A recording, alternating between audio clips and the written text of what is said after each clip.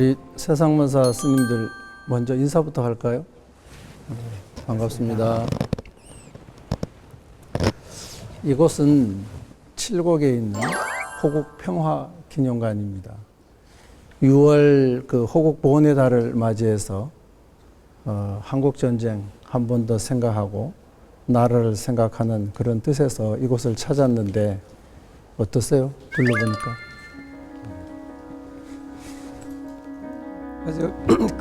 아직 설립된 지가 얼마 되지 않은 것 같은데 그 여러 가지 사진이라든가 또 이곳 지역이 굉장한 전투가 있었다는 것을 또 기념하고 있어서 여러 가지 그 전투가 있었던 당시에 그런 상황들을 재현해 놓은 것을 보면서 여기가 정말 전쟁에 대한 두려움 또는 평화에 대한 어떤 갈망 이런 것들을 교육하는 데 굉장히 좋은 장소겠다 싶습니다. 둘러보니까 그 학도병이라고 하죠. 학도병 그 중3이었는데 전사하고 나서 주머니에서 발견된 어머니에게 쓴 편지를 이렇게 적어 놓은 걸 보니까 눈물이 핑 돌았어요. 참 이런 전쟁의 비극은 다시는 일어나지 않아야 될 일이고 저희가 또 전후 세대지 않습니까? 그래서 전쟁의 그 참상을 제대로 파악하지는 알지는 못하더라도 오늘 이 평화기념관 여기 와서 이렇게 둘러보니까요. 다시 한번 우리가 지금 현재 살고 있는 또 지켜지고 있는 이 평화라는 것이 얼마나 소중한 것인지 다시 한번 깨닫게 됩니다. 실제로 세계에서 여러 가지 지금도 전쟁이 이렇게 있기도 하고 또 간혹 이제 전쟁까지는 아니라도 테러가 이렇게 있는데 우리나라처럼 이렇게 그 남북이 이렇게 휴전 상태로 진행되고 있는 나라가 유일하죠. 네, 전 세계적으로 딱 한 군데죠. 네. 지금 우리한테 전쟁이라고 하는 것은 그냥 기록으로만 남겨진 것 같아요. 현재 어쩌면 휴전이라는 의미가 전쟁의 현재 진행형의 의미가 있는데 우린 그냥 기록으로만 남겨진 기록으로만 기억되어지는 전쟁이 아닌가 싶은데 여기 와서 보니까 그런 여러 가지 좀 더 실감나는 그런 장면들을 보면서 기록으로서의 전쟁이 아니라 정말 전쟁을 고통 이런 것들을 들여다보게 되네요. 아까 들어오면서 보니까 그 철모가 그 총탄 맞은 철모 한두 군데가 아니에요. 거기에 이렇게 있고 그 전사했던 또 유명한 전투가 총탄마다에 이렇게 적혀 있더라고요. 그리고 또 위에서는 그 55개의 탄피가 쏟아져. 그게 55일간 탄 어떤 총알이 멈추지 않았다라는 의미인 것 같더라고요. 그래서 융단 폭격이라는 말이 융단이라고 해서 어떤 느낌일까 이런 생각이 들었었는데 아까 그 자료 화면상 이렇게 보니까 하늘에서 정말 융단을 덮듯이 그렇게 쏟아져 내리는 탄피들 보니까 그 철모가 약간 머리를 상징하잖아요. 네. 그 위에서 이렇게 그렇게 많은 폭탄들이 막 쏟아붓는 듯한 그런 걸 상징하는 것 같고. 여기를 이제 지나가면서 이 지역을 지나가면서도 다부동 이렇게 쓰여질 때마다 다부 좀 특이한 이름의 지역 이름이다 생각을 했는데 여기가 그 유명한 이제 다부동 전투가 있었던 곳이고 여기서 아마 굉장히 치열했다고 하죠. 긴 시간 동안 전투가 있었답니다. 55일 전투가 이렇게 진행됐던 곳인데 아까 그 철모 위에 탄피가 바로 그 55일 전투를 상징하는 그런 그 숫자라고 하네요. 네, 제가 아까 이렇게 읽어보니까요. 아군이 11,000명 그리고 또 적군이 3만 명 정도. 그런데 전사한 아군 숫자가 4,000명 정도 이르고 또 적군 쪽에 전사자는 한 6,000명 정도 됐다고 해요. 그래서 이 현장 보면은 지나다니다 보면 다부 터널이 있어요. 거기 보면은 이 대구 경북 부근에 사시는 분들은 그곳 지나갈 때 이렇게 교통사고가 많이 난다라는 그런 말씀들을 하시더라고요. 그래서 그런 어떤 영향도 있지 않나라고 한 번씩 스님들께서 이렇게 그 천도제도 지내는 그런 장면을 제가 본 적이 있었거든요. 나는 개인적으로 이제 군법사를 가기 위해서 훈련을 하면 마지막 200km 행군이 있어요. 200km, 4박 5일 동안 200km 행군을 하는데 그때 다부동까지 영천 삼선학교에서 다부동까지 행군을 했어요. 그때는 뭔지 몰랐죠. 그냥 영천에서 가까운 뭐 우리 거기니까 돌아왔는가 했는데 그 다부동 지역을 행군하는 의미가 그렇게 있구나 하는 생각을 하게 됐고, 또 이곳을 와서 보니까 우리가 단순히 이제 전쟁이 이랬다 저랬다 뭐 한 역사적 어떤 사실의 전개도 물론 중요하고 하지만 또 거기에 또 젊은 세대나 아이들에게는 재미를 더할 수 있게 체험장을 또 많이 만드는 군복 체험부터 또 실제 이제 요새 총 뭐 이런 거 또 그 옆에 아이들을 위한 아주 또 재미난 공간까지 이렇게 만들어 놓은 것을 보면서 이곳이 단순히 전쟁만을 생각하는 것이 아니라 진짜 평화를 같이 얘기하고 있는 그런 공간이구나. 실제로 이제 여기 기념관에 와서 둘러보니까 다시 한번 그 정확한 어떤 그런 역사도 알게 되고, 전쟁의 역사라고 하면 좀 그렇지만은 그런 전쟁의 역사, 한국의 역사에 대해서 다시 한번 생각해보는 계기가 되는 것 같습니다. 우리도 뭐 매년 이게 6.25만 되면 그 여러 가지 전투에 대한 이야기라든가 또는 6.25 참사항에 대해서 이제 뭐 그 어떤 그 실제 전투에 참여하셨던 분들의 증언도 듣기도 하고, 또 그때 당시 때 뭐 피해라든가 이런 얘기들을 매번 들으면서도 실제 그것을 그러고 나서도 전쟁 이후에 한 60년이 지난 이후에까지도 그 전쟁에 대한 위험은 매번 있지 않습니까? 어떤 뭐 매번 어떤 무기가 생산됐다는 등, 어떤 데서 뭐 그 서로 이렇게 대치했던 그런 상황이 이렇게 전개됐다는 등 여러 가지 이유가 있는데도 불구하고 정말 전쟁에 대한 두려움을 내가 평소 때 생각하고 사나? 생각해 보면 그렇게 전쟁에 대한 두려움에 무덤덤해진 것 같아요. 그 이제 그 영도다리 있잖아요. 우리가 바로 앞이 영도다리인데 그때 그 다리가 특이하니까 모든 사람들이 사람을 아까처럼 이별하잖아요. 그러면 이제 어디로 오라고 하냐면 이제 영도다리로 오라고 한대요. 거기서 사람 만나자고. 그래서 거기가 늘 사람이 그렇게 꽉 차고 말하자면 이별한 사람들을 만나는 어떤 꿈의 장소가 그 영도다리였던 거죠. 그리고 그 용두산 자체가 온 그 판잣집에서 그 사람들이 겨우 이제 그냥 뭐 목숨만 부지하고, 그 영도도 대부분 그런 사람들이 모여서 살았답니다.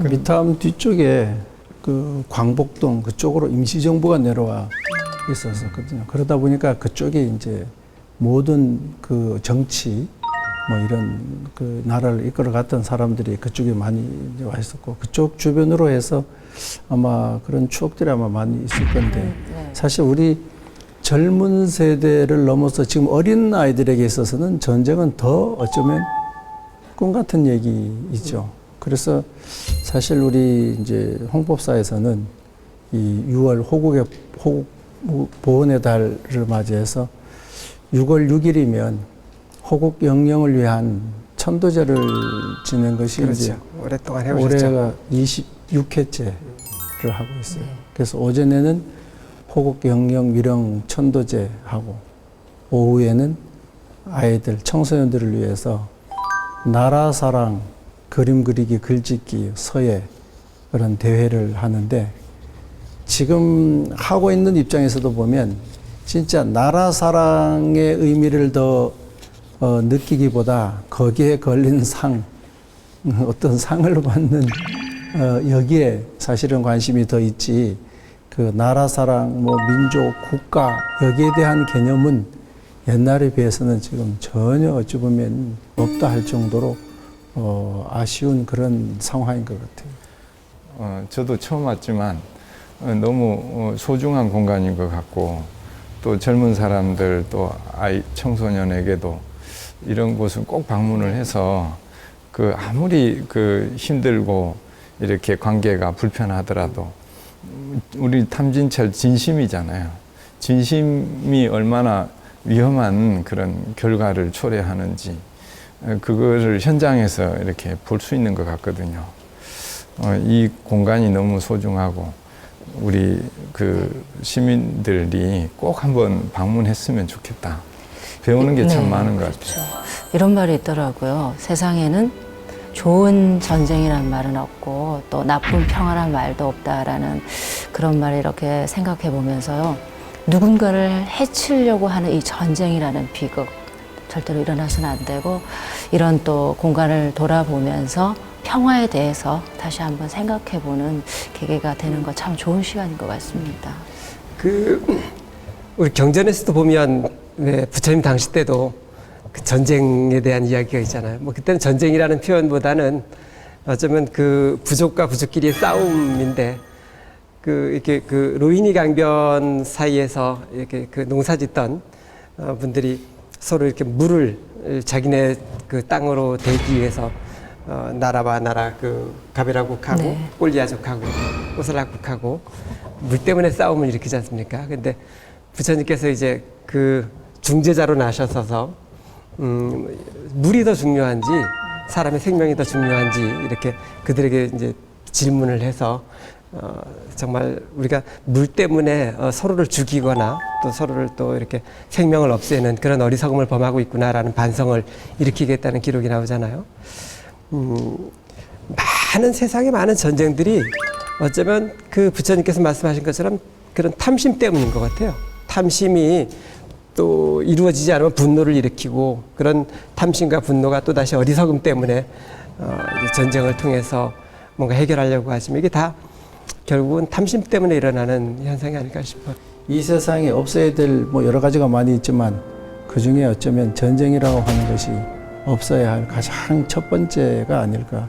뭐 질병이나 이런 것은 우리가 우리의 힘으로 어떻게 보면 치유가 가능한 것이라고 한다면 전쟁이라고 하는 것은 우리 스스로 치유 가능한 부분이 아니라 어쩌면 두 감정이 수그러들지 않고는 이것이 해결되지 않는 건데 그것에 따른 피해가 이건 너무나 크기 때문에 그 피해를 생각하면 없애야 될 가장 큰 것 중에 하나가 아마 전쟁이 아닌가 그런 생각이 듭니다. 저번에 그 드라마 뭐 나폴레옹의 그 러시아 그런 전쟁을 다룬 약간 다큐 같은 게 있었는데 그걸 보니까 어떤 뭐 나라를 확장시켜야 된다라고 하는 그런 그 어떤 지도자의 그거 하나로 얼마나 많은 그 뭐 몇십만이라더라 그런 사람들이 목숨을 잃고 그런데 그런 사람을 영웅이라고 우리 어릴 때 보면 책받침에 나폴레옹 그게 너무 부끄럽고 진짜 우리가 알고 있는 영웅이라는 사람들이 뭐 징기스칸이니 뭐 그 많은 사람들을 희생한 그런 사람들이 정말 우리가 영웅으로 봐야 되는가 전혀 그렇게 보이지 않거든요. 국민들을 볼모로 삼는 그런 어떤 위정자들은 제대로 된 정책을 하는 것이 아니겠죠. 네. 하여튼 전쟁 없는 평화로운 세상을 우리가 발언하고 염원하면서 이제 사연으로 들어가 보는 것은 어떨까 싶습니다. 저는 6살과 9살 아이를 둔 엄마입니다. 1년 전 육아를 위해서 다녔던 직장을 그만두고 지금은 아이들과 시간을 보내고 있어요.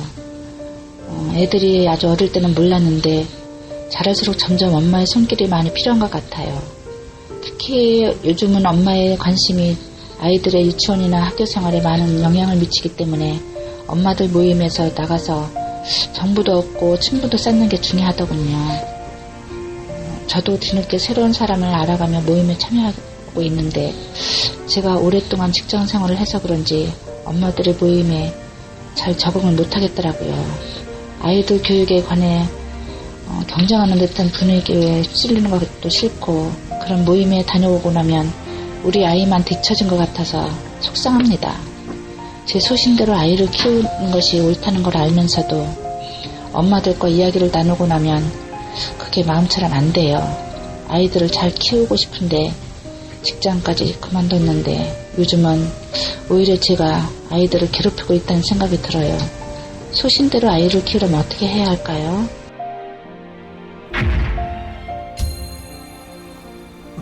소신껏 키워야죠. 소신대로 아이를 키운다는 게 네. 해남사에 유치원이 있었습니다. 지금은 잠시 휴원 중인데 그 유치원을 제가 이제 주지로 가서 그 유치원이 굉장히 좀 낙후돼 있었어요. 그래서 이걸 좀 살려보려고 자모들을 다 모셔서 그들에게 질문을 했었습니다. 그 잘하는 아이로 만들고 싶은지 행복한 아이로 기르고 싶은지 질문을 하고 근데 다 행복한 아이로 기르고 싶다고 해요. 그래서 내 그 어린아이에 대한 어떤 동국 유치원의 그 교육과는 우리 아이들이 뭐 영어를 잘한다거나 한문을 많이 쓴다거나 이런 기능적인 성장보다는 아이들이 잘 뛰어놀고 아이들이 좀 더 자연과 이렇게 동화될 수 있는 시간들을 많이 갖고 싶다. 거기에 동의하느냐 그랬더니 다 거기에 동의한다고 했어요. 근데 이제 그런 시간을 가지면서 한 조금 시간이 지나다 보니까 그 자모들이 저에게 이제 그 항의를 해오는 겁니다. 왜 이 유치원은 영어 선생님, 원어민 영어 선생님 두지 않죠? 왜 우리 아이들한테 영어 가르치지 않죠? 왜 우리 아이 한문으로 이름 쓰는 거 가르쳐주지 않죠? 이런 질문을 하는 거예요. 그래서 문을 닫게 된 겁니다. 아직 문을 닫은 상태는 아니고 시대에 부응하지 못했다라는 거죠. 그래서 엄마들이 원하는 것은 다 소신대로 키우고 싶고 또 엄마들이 원하는 것은 우리 아이가 정말 잘 뛰어놀고 건강하게 살게 하고 싶은데 막상 이제 친구들끼리 만나보면 우리 아이는 영어로 자기 이름을 얘기할 수 있어요. 우리 아이는 뭐 한문으로 자기 이름을 쓸 수 있어요. 이런 이야기를 들으면 아, 지금은 얘가 잘 뛰어노는 것이 좋아서 건강하게 좋은데 나중에 저러다가 다른 아이들에게 뒤처지면 어떡하지 이런 염려가 굉장히 많은 것 같아요. 네. 어쩔까? 제가 한동안 공부방을 운영을 했었어요. 그런데 중고등학생들 하면서 느낀 것이 뭐냐면 정말 학교 수업 마치고 나면은 바로 공부방으로 와서 국영수 공부를 시작을 하는데 엄마들만 그것을 원하는 것이 아니라 엄마들도 무조건 지금 우리 상담해 주신 분처럼 소신껏 뛰어놀게 하고 뭔가 창의적인 어떤 그런 교육을 시키고 싶다라는 그런 마음도 있는 반면에 시대의 흐름이라고 생각하기 때문에 어쩔 수 없다라는 거죠. 그래서 이쪽 학원이 끝나면 저쪽 학원으로 데리고 가고 제가 이렇게 공부방 밖을 보면은 저녁 시간에 그 엄마들이 차를 가지고 와서 다음 학원으로 데리고 가기 위해서 대기를 하고 있는 거예요. 근데 아이들조차도 사실은 본인이 그런 과외나 이런 따로 방과의 어떤 수업을 받지 않으면은 뒤떨어진다는 생각을 굉장히 많이 가지고 있다라는 거예요. 그래서 다른 아이들은 국영수 말고 다른 거 더 수업도 더 많이 받는데 내가 한 과목이라도 덜 한다면은 학교 다시 대학을 간다거나 이런 거에 굉장히 뭔가 장애가 되지 않을까. 이런 것들이 우리 이 사회 전반적으로 팽배해져 있다라는 것이죠. 그래서 뛰어노는 것이 문제가 아니라 요즘에는 어떻게 공부를 해서 어떻게 잘해서 어떤 좋은 대학에 가느냐 또 어떤 걸 성취하느냐 이것 생각들로 인해서 참 뭐라고 해야 되나요? 저희는 좋았었습니다. 그 시절에. 부모의 가치와 소신 그리고 아이의 생각 사이에 공감대가 있지 않으면 네. 나중에 부모는 성취감을 가져도 아이는 행복하지 않는 이게 숙제인 것 같아요. 삶에 있어서.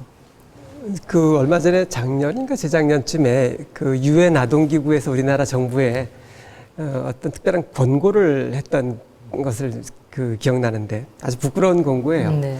우리나라 아동들이 너무나 놀지 못한다. 그래서 아이들에게 좀 더 건강하게 놀 수 있는 시간을 제공해 줘야 된다라고 하는 권고를 우리나라 정부에다가 이렇게 했다고 해요. 이건 어쩌면 그 엄마가 가지고 있는 소신이라고 하는 것이 어쩌면 그 경쟁을 통해서 이기는 것이 행복이다라고 정의 내리고 있는 것 아닌가? 경쟁이 아닌 가슴에서 느껴지는 행복이 아니라 뭔가 남과의 경쟁을 통해서 더 앞서는 것이 행복을 이루어내는 비결이다라고 여기니까 계속 그 경쟁으로 이기는 방법들을 가르치려고 하지 않나 이런 생각이 들어요. 그 아이 비교나 이런 것보다는 자기 아이에 대한 그 관심과 거기서 소신이라고 하게 되면 내 아이는 어떻게 해도 좋다. 그러니까 아까 얘기했듯이 이 아이가 행복할 수 있는 최소한의 어떤 것에만 관심을 가지고 다른 것은 비교하지 않는 것이 어쩌면 가장 현명한 일이 아닌가 이런 생각을 하면서 다음 사연으로 갈까요? 네 분 스님에게 합장 올립니다. 저는 서울 도선사에 다니는 불자입니다. 젊었을 때는 사느라 바빠서 공부도 제대로 못하고 60이 넘어서 조금씩 기도하는 즐거움을 알아가고 있습니다. 스님들, 저는 요즘 아주 행복한 고민에 빠졌어요.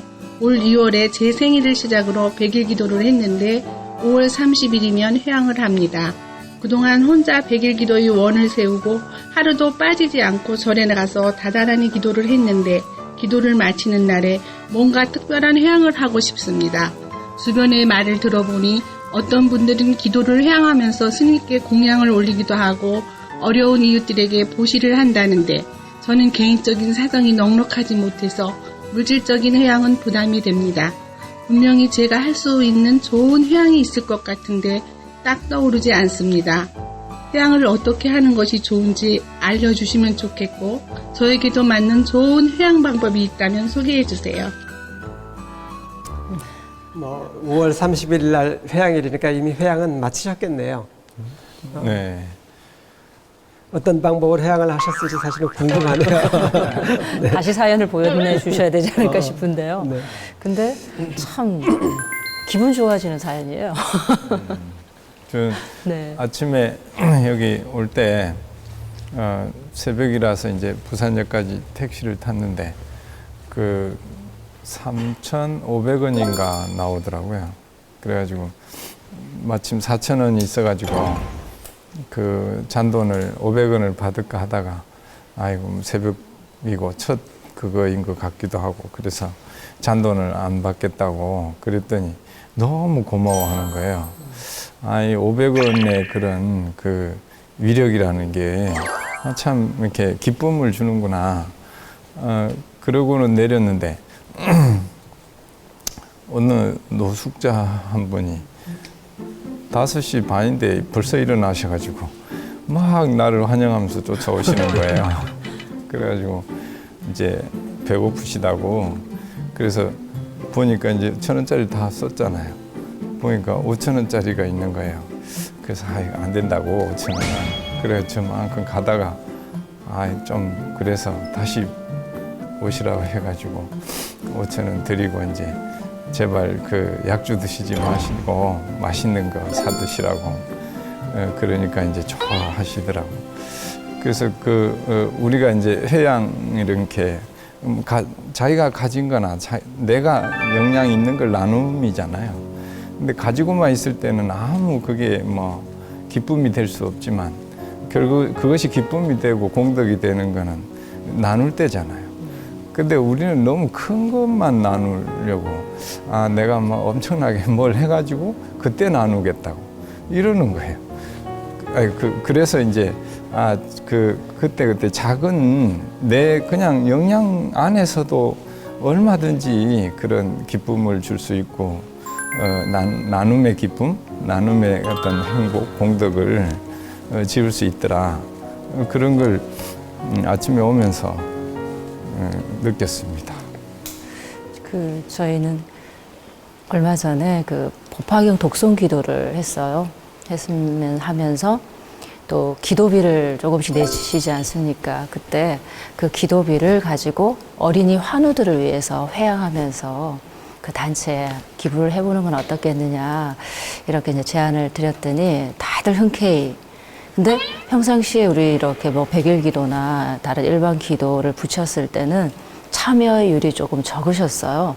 그런데 우리가 기도하면서 이 좋은 에너지를 회양하면서 아픔을 겪고 있는 어린이들에게 그 에너지를 전달해주면 좋지 않겠느냐. 기도 더 열심히 해야 되겠다. 이런 말씀을 드렸더니 새벽 4시 저녁마다 참여를 너무 잘하시는 거예요. 그래서 그런 남을 돕겠다라는 발언을 가지고 누군가를 도울 수 있다는 그 마음을 가지고 하는 기도의 에너지는 대단하고 그렇게 회양하는 방법도 참 좋다라는 생각이 들더군요.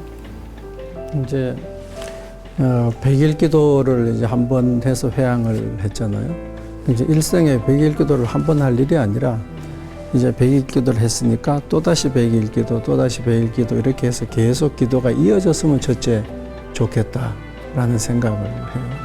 그러니까 100일 기도를 한 번 했으니까 끝이다 이게 아니고 만약에 일생에 한 번만 하고 끝난다면 엄청난 회향에 뭔가를 해야 되겠지만 계속 해 나간다고 하게 되면 아까 얘기했던 사소한 것으로서 회양을 해도 충분하다.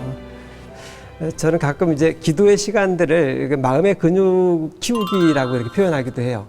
100일 동안 끊이지 않고 기도가 이루어졌다면 분명히 마음 안에 단단한 근육이 형성되어져 있을 거고, 그리고 이제 100일 기도를 마치면 단 하루의 회양 시간이 아니라 사실은 그 기도를 통해서 단단해진 그 근육을 실제로 이렇게 사용해 보는 거죠.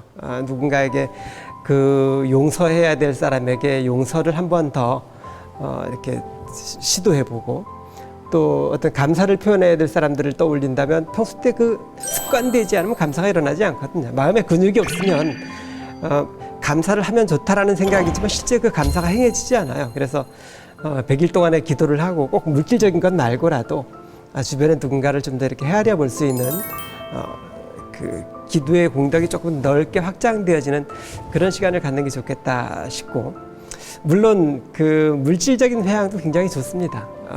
아주 작은 물품이라도 그 좀 소박하게라도 준비해서 내가 100일 동안의 기도를 했고 그 나의 100일 기도를 기다려준 누군가, 가족들에게라도 또 100일 기도를 하면서 많은 사람들이 내 기도를 도와주거든요. 여러분들이 도와주거든요. 그래서 그 도와주셨던 분들에게 아주 작은 마음의 정성을 표하게 되면 또 다른 누군가에게 그 100일 기도를 인연 맺게 해주는 좋은 계기가 되고, 이것 저는 또 다른 회양이라고 생각해요. 나 혼자만의 기도가 아니라 다른 누군가도 또 나와 같이 100일 기도를 이어갈 수만 있다면 그것 아주 좋은 법 회양이다, 또는 기도 회양이다, 이런 생각이 들어요. 그 보현은 처음이 뭐 친절한 예경 잘하고 또 그 칭찬하고 찬탄하고 경청하고 존중하고, 그게 결국은 기도한 사람의, 수행한 사람의 그 변화된 회양이 아닌가. 세상에 대한 회양이고 나 자신에 대해서도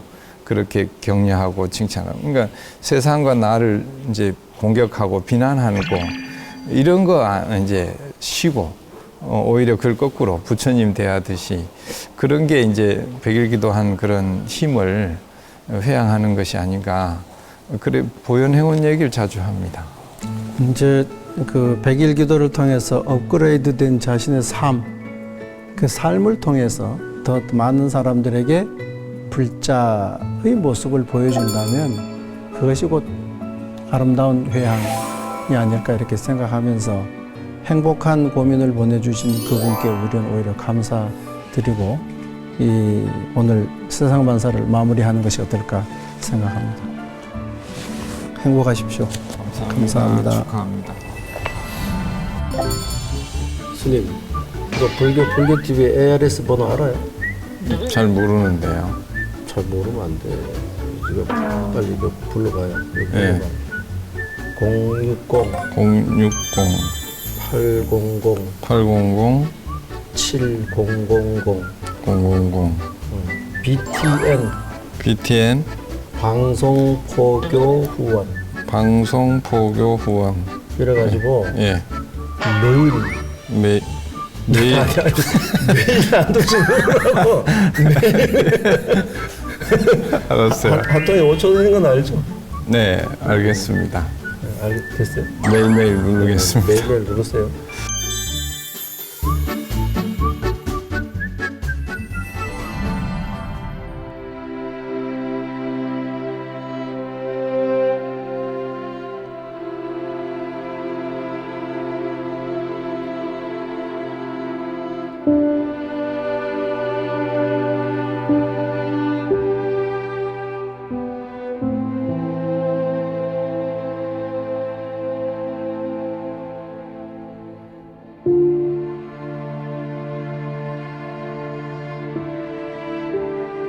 어머니, 나는 사람을 죽였습니다.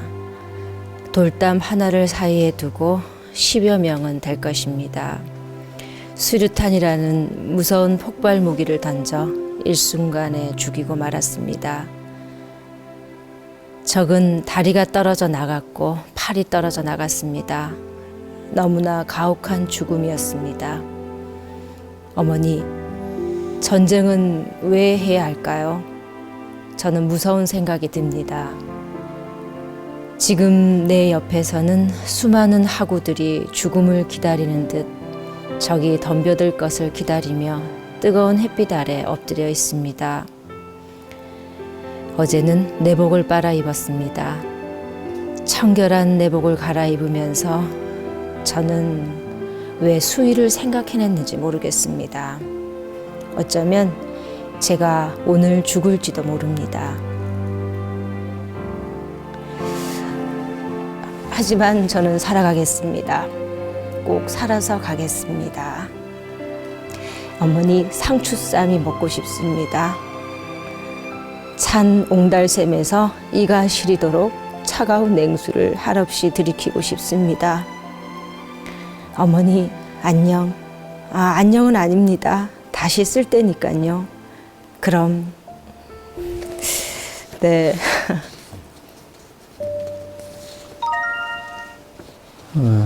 어린 나이에 언제 어떻게 죽음이라고 하는 것이 나의 현실이 될지, 또 아까 그 시 속에서도 아무리 이 적군이라고 우리가 표현하지만 우리 동포 같은 민족인데 어찌 보면 다리가 이렇게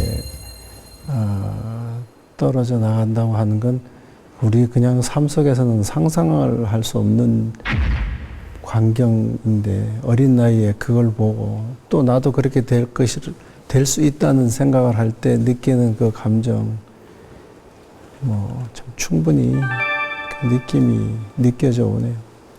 그 중학교 3학년이면 아마 16살쯤 됐을 텐데, 맨 마지막에 그 주석 스님께서 이제 낭송 읽어준 내용 중에 엄마한테 이제 안녕이라고 보내놓고 그 강한 아주 그 살고 싶은 바람이 있었던 것 같아요. 안녕은 아니에요. 또다시 엄마한테 편지를 쓸 거니까요. 라는 이 대목이 아주 조금 소름 끼치게 할 만큼 정말 두려워했겠구나, 또 살고 싶어 하는구나 라는 그런 느낌을 받게 하네요. 이 어머니가 전사 후에 소식을 들으면서 이 편지를 받으셨을 때에 그 마음이 어땠을까? 네, 얼마나 마음이 아프셨을까요?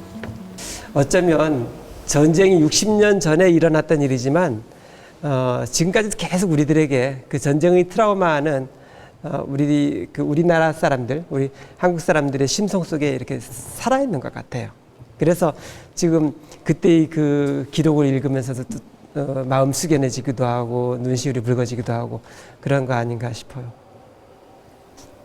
그런 게 어찌 보면 우리 민족에게 어찌 보면 큰 잊어서는 안 될 교훈이잖아요. 그렇죠. 그런데 이제 그런 교훈이 좀 자꾸 이렇게 되새겨지고 그렇게 해서 결과는 평화잖아요. 우리가 뭔가를 결정하고 선택할 때 누군가와 불편함이 생겼을 때 그거를 어떻게 그 대처를 할까? 제일 먼저 또 급하게 떠오르는 거는, 제일 처음 만나는 건 이제 분노죠. 그 공격성이죠, 이제.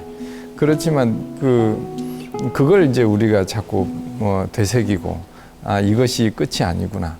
더 큰 그 어떤 업이 생길 것이다. 그리고 그거를 이제 어떤 이해하고 받아들이고 수용하는 그 마음의 폭을 얼마나 넓힐 수 있느냐가 우리 과제인 것 같아요.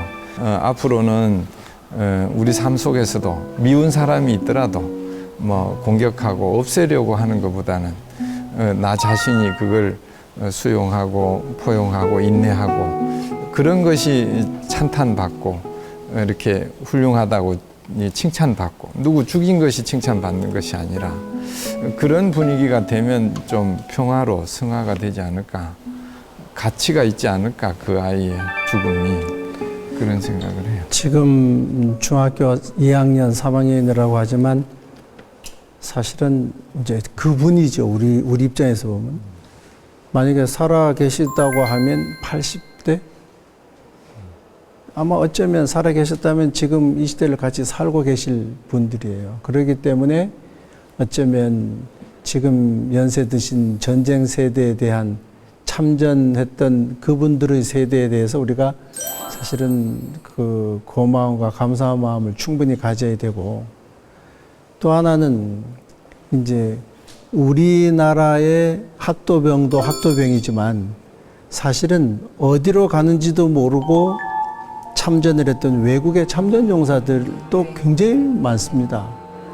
그 외국에서 참전 용사로 오셨다가 사실은 돌아가신 분들도 있고 지금 아직 생존해 계신 분들도 있는데 그 참전 용사, 외국에서 오셔서 참선해서 우리나라를 지켜주셨던 분들에 대해서도 사실은 우리가 아직은 잊어서는 안 되고 그분들의 마지막 세대가 지금 80대, 90대 이제 얼마 안 있으면 그런 분들도 이제는 세상에 다 안 계실 분들이거든요. 그러니까 이번 호국 보훈의 달을 맞이해서 우리가 또 생각해야 되는 건 우리의 그 참전의 어떤 학도병으로부터 시작을 해서 외국에서 와서 진짜 우리나라를 도와줬던 그런 그 외국 참전 용사까지 한번 마음에 새기는 그런 시기나 시간이 되었으면 좋을 것 같은데 그런 마음을 안고 이제 편지 한번 제가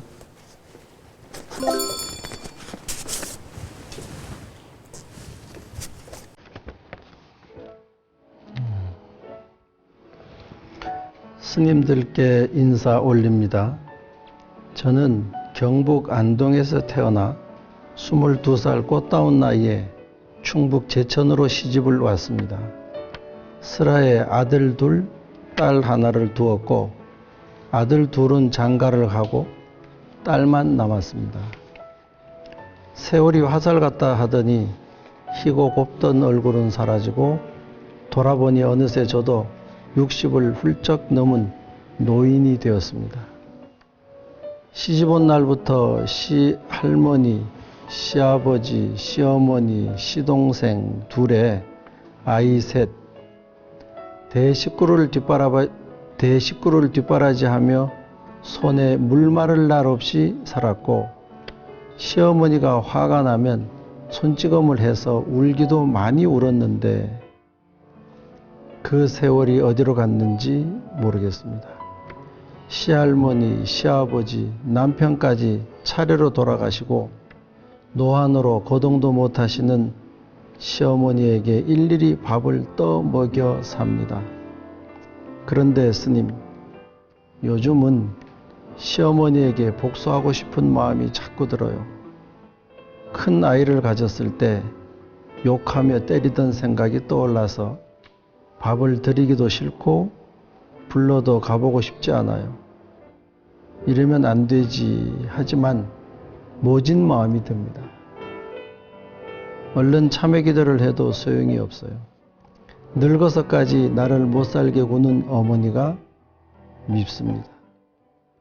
죄 많은 인생, 더 죄를 지으면 안 되는데 마음은 괴롭습니다. 충북 제천시 백운면에서 선지화 올림.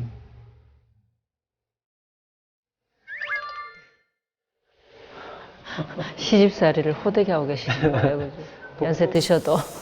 복수하시라고 말씀드리고 싶은데 그 대신 똑같은 복수는 별로 이렇게 유용성이 없을 것 같아요. 오히려 좀 뭐 결론적인 얘기긴 하지만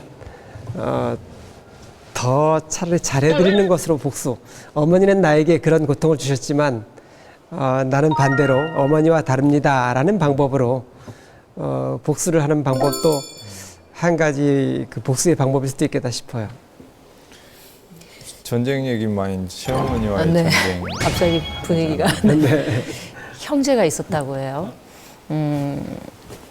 굉장히 동생이 힘들게 살다가 말 한마리만 구하면은 어떤 장사길에 멀리 가서 장사를 해서 돈을 좀 벌어올 수 있을 것 같아서 형님을 찾아가서 말 한마리 살 수 있게 돈을 좀 구워달라.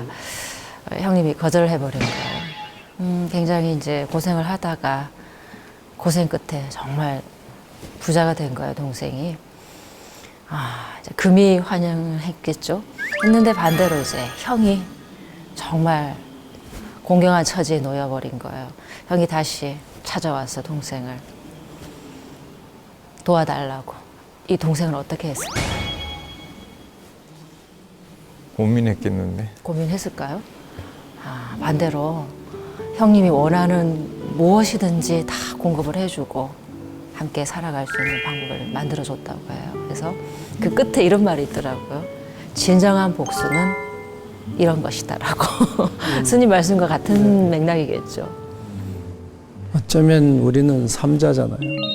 삼자니까 우리는 얼마든지 그렇게 해주고 싶죠. 말을 할 수 있죠. 근데 그렇게 해야 되겠더라고요. 그러니까 우리는 네. 얼마든지 말을 할 수 있는데 이 당사자 입장에서는 얼마나 그것이 한이 되었으면 지금 이렇게 글을 보냈을까요? 그러니까 그 입장에서 보게 되면 이게 용서라고 하는 게 우리가 생각하는 것처럼 그렇게 간단치는 않을 거예요. 근데 분명히 우리 불자님이시니까 선지화 보살님이시는데 인과법을 분명히 아실 것 같아요. 그래서 원인 없는 결과는 없다고 하죠. 그렇듯이 분명 이 생이 아니더라도 우리 과거 생으로 한번 돌아가 본다면 저도 그런 생각을 해요. 어떤 내가 누군가로부터 나는 괴롭히지 않았는데 왜 이렇게 내 마음을 힘들게 할까라고 이렇게 생각을 하다가 아 나도 모르는 과거 생에 내가 저 사람 마음을 참 힘들게 했겠구나라는 생각이 들면 오히려 참회합니다. 참회합니다. 내가 그리고 인과법을 이 생에 알고 있는 제 입장에서 잘 풀고 가야 되겠다는 생각이 들더라고요. 아는 사람 입장에서. 그렇게 모질게 지금까지 살면서 당했던 소위 시집살이라고 하는 것이 3세 인과에서 보면 아마 전생에 내가 그 시어머니와의 관계 속에서 그런 원인을 제공했을 수도 있다 라는 생각으로 이제 그것을 내가 이 생에서 빚을 다 갚았다. 그러니까 이제 남은 시간 오히려 밥을 떠먹여주는 그 하나하나가 이제는 내가 당신에게 베푸는 덕이고 이게 인이고 이것을 통해서 다음 생에는 이런 관계가 아니라 더 아름다운 관계로 가는 이제 복을 짓는 일이라고 이제 생각을 하고 아까 얘기한 복수를 그렇게 해야 이 문제는 해결이 되지. 저도 요즘 그 금강경 이제 자주 매일 읽는다 했잖아요. 근데 거기 보면 그 부처님이 자기 얘기를 많이 들잖아요. 자기 예를. 당신이 전생에 뭐 억울하게 당했을 때 뭐 가리왕한테 뭐 활절신체를 뭐 다리를 끊기는 그런 고통을 당할 때도 고통은 있지만은 나라고 하는 것, 네가 나한테 말하자면 시어머니가 나한테라는 생각, 또 내가 시어머니한테라는 이런 것은 그런 것 때문에 우리가 고통스럽다라고. 당신은 그게 없었기 때문에 원망하는 마음이 없었지만 우리 이제 이분도 어찌 보면은 그 시어머니란 대상이 그 지금의 대상이 아니고 과거가 이렇게 붙여진 대상이잖아요. 지금 대상으로 보면 불쌍한 분인 거지 이제. 근데 그게 용서가 안 되고 이러는 거는 지금의 그 분 그냥 한 분의 노인이 아니고 그 쌓여 있는 그 업이 이렇게 붙여진 여기 붙여진 게 아니고 붙여진 그런 시어머니로 보기 때문에 어떤 그런 화가 사라지지 않지 않냐. 그래서 이분도 그 혹시 시간 되면 경전을 계속 읽으면 그런 마음이 조금씩 녹아지지 않을까 그런 생각이 듭니다. 자비심을 가지는 것만이 어쩌면 행복한 세상을 이끌어가는 것이다. 그래서 그 마음을 우리 여기 사연을 보내주신 분이 좀 가지시면 좋겠다는 말씀을 마지막으로 오늘 사연은 여기에서 마무리했으면 좋겠습니다. 행복하시기 바랍니다. 감사합니다.